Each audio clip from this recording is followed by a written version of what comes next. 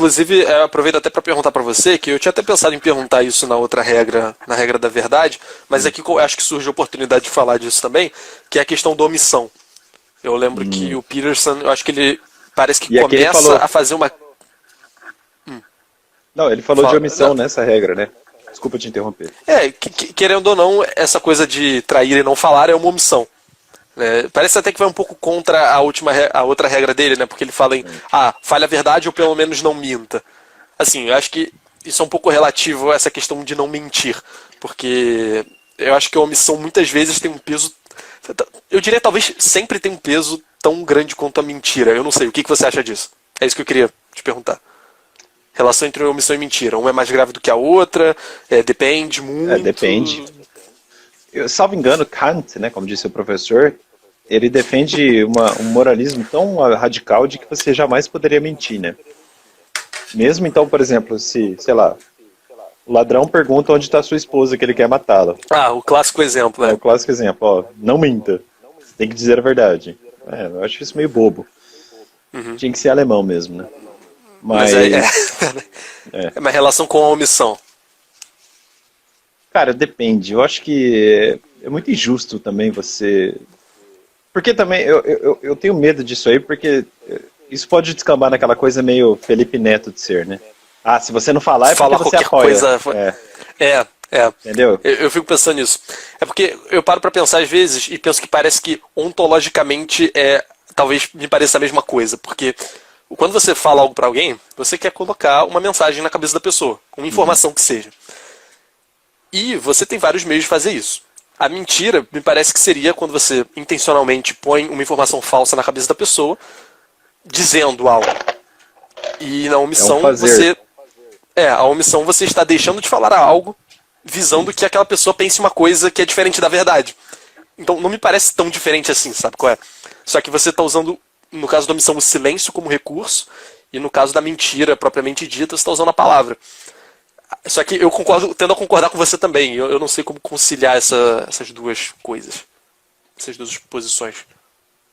É interessante. Você ia gostar muito, caso estudasse direito, de estudar um trecho da dogmática penal, do delito, que trabalha justamente com os delitos por omissão. Que são diferentes dos... que é um caso diferente do comum, né? Que é um delito que seja por diferente, ação. E há dois tipos, digamos assim, de omissão. Uma delas é chamada, em doutrina penal, de omissão imprópria. O exemplo clássico é aquele do salva-vidas que assume o dever de cuidar da praia, por exemplo, e ao ver alguém se afogando, ele se omite. Ele responde, mesmo que ele não faça nada nesse caso, ele responde por homicídio doloso. Ou seja, como se fosse um homicídio agindo. Tanto que se fala comissão por omissão. Isso é bastante interessante.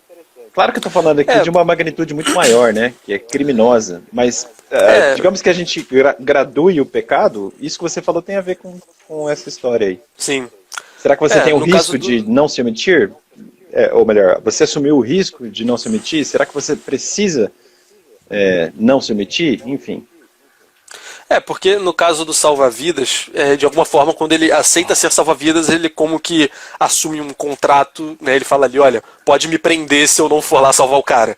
Né? Porque isso está incluso dentro fala assim, das potências da profissão do salva-vidas. Perfeito. Mas é aquela coisa, eu constantemente não assino contratos e não assumo compromissos, sabe? Como é que é esse compromisso diante, não do Estado, não do contratante, mas diante da realidade, né? Do ser. Para usar termos pode ser muito Peterson, simples. Né? Se você me leva para nadar... Pô, tu acha simples? Não, eu falo nesse aspecto penal que eu dei de exemplo, o contrato, digamos assim, ou a relação jurídica que traga o aceite do risco, né, a assunção do risco, pode ser muito simples, é isso que eu quis dizer. Então, eu dei o exemplo do salva-vidas e você já foi para uma magnitude assim estatal, mas eu vou dar um exemplo agora que mostra a simplicidade que eu quero dizer aqui. Digamos que a gente vá para o Rio de Janeiro e você me leve para alguma praia para conhecê-la. Olha o estereótipo. Aí você é um grande nadador. Esse exemplo é batido. Surfista, O coloca surfista pra ficar fechado. topzera do Rio de Janeiro. Aí você, não, Marcelo, Isso aí. vamos lá nadar. Porra, Isso aí. suave. E eu, pô, Aldrin, eu não sou bom Suave. nadador. Aí você assume o risco. E você me leva lá pra nadar. Eu começo a me afogar e você não faz porra nenhuma. Você responde por homicídio doloso também. Uhum. Embora não tenha feito o ato de me matar, entendeu? É. Você não foi lá me Não dá pra prender a água, né? É. Mas você criou a situação de risco ao bem jurídico. Essa é a ideia. Sim. Enfim, Enfim, é bem complexo isso. os delitos por omissão são complexos. Numa situação concreta, Porque não tem pessoal... nexo causal, físico. É, Você não causou nada. direto Então, não. é uma Direto não. imputação só normativa, né?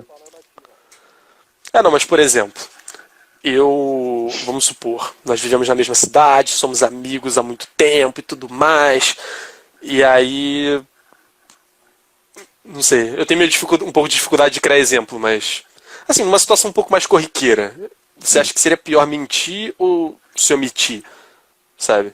Eu acho que mentir é pior. Por quê? Porque você deliberadamente tomou um curso causal de enfronhar na consciência de alguém algo não verdadeiro. Mas com silêncio também você... sabe? Depende. É porque parece que o silêncio meio que mantém o que tá, e a omissão calma aí, a omissão meio que mantém como tá, ainda que seja da forma errada, né? Uhum. E a mentira, você faz realmente uma inferência, né? Você Sim. interrompe o que deveria acontecer e muda o curso da coisa. Eu acho que a mentira talvez vem se antes torne a da mentira mais omissão. grave. Sim, porque ela cria a situação injusta. Mas aí, por exemplo, se você virar pra alguém e, tipo, você acha que existe alguma diferença a pessoa tá pensando errado, ela vai fazer... Não, a pessoa tá pensando uma coisa e ela vai fazer essa coisa. Uhum. O que tá na cabeça dela é certo. Você vai lá e mente pra pessoa não fazer aquilo que é certo, fazer aquilo que é errado. Esse é o primeiro cenário. Segundo cenário, a pessoa tá indo fazer algo errado e aí você não fala nada porque você quer manter a pessoa pensando na coisa errada e ela vai lá e faz a coisa errada. Qual dos dois você acha, das duas ações, considerando os dois contextos, você acha que é pior? Eu não sei. Depende, na segunda você assumiu o risco. Como assim Você assumir o risco? Digamos que você seja responsável por as pessoas, você é amigo dela, você é um... Não, mas acho que independe, cara. Assim, você sabe que se você falasse a verdade, a pessoa ia reconsiderar e ia para outro caminho. Eu acho que assim, depende, porque às vezes eu prefiro ficar quieto, cara. Porque eu não sei com quem eu tô lidando. Depende da pessoa com quem você está lidando. É que assim, se a gente falar em abstrato, eu acho que a gente não vai chegar em lugar nenhum. Por isso que a gente precisa de exemplos mais concretos, entendeu? Talvez. Talvez de um caso a caso fique mais fácil. Então, por exemplo... vai, coloca um exemplo aí. Vamos colocar em termos religiosos aqui. Imagine que você vá se confessar com um padre. E você pergunta para ele, ele sendo o seu guia espiritual, você pergunta se você está numa situação de pecado. Neste caso, ele não pode se omitir de ser rude ou de mostrar a verdade, certo? Agora, no terço, por exemplo, com pessoas leigas do clero, digamos assim, eu não sei se todo mundo tem autoridade para chegar e dizer o que deve ser dito. Entende o que eu quero dizer? Mais ou menos. Aí no segundo caso... Eu acho que o padre não pode se omitir. Mas a tiazinha do terço, ela não tem obrigação, ela não tem o fardo de sair não se omitindo por aí. Eu acho que é um limite tênue. Não se omitindo seria de sair fazendo o que deveria ser feito em tese. Que é chegar e... Uhum. Mas aí vejo que... Chegar e falar que você tem pecado. Exato, exatamente. Sob pena de virar encheção mas de aí que saco. tá. Mas aí isso são exemplos um tanto diferentes, porque você tem a questão de a pessoa perguntou. Então, eu acho que já muda bastante a questão. Tá, então vamos tirar a pergunta. Fala, Victor, beleza? E aí, Vitor, tudo bom? Fiquei de assistir a tua live e ainda não consegui ver, cara. Desculpa aí. Ele vai fazer um curso Falei que ia ver, não de assisti. Eric Voegelin. Aldrin, meu Deus, que é? O dever de correção fraterna, como colocou a Andressa ali. Ah, cara, eu acho que a gente não vai chegar a algum lugar se a gente ficar devagando Não aqui sei, sobre isso, eu mas tô é tentando. interessante. Porque é Eu acho que complicado depende isso, do né? nível de relacionamento das pessoas, do grau de entrosamento que você tem com o colega, do espaço que você tem, porque pode ser inconveniente também você não se omitir.